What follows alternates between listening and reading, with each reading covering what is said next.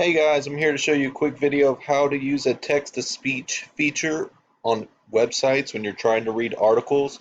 You can use this to have the article read to you. The first thing you'll want to do is hover over the link, and you can right-click and click Copy Linked Address. Then you'll want to go to Microsoft Edge.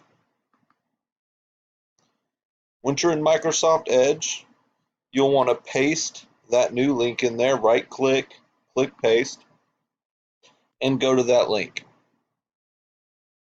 From there, you'll see the book up at the top here called Reading View. Click that book and it'll take out all the ads. Once you have done that, these three dots up here, click on these three dots and you will see it says Read Aloud. You can click on Read Aloud and you can slow down the Read Aloud. You can pause the Read Aloud. To slow it down, go to Voice Settings, go to Speed, go wherever you'd like it to go, faster, slower.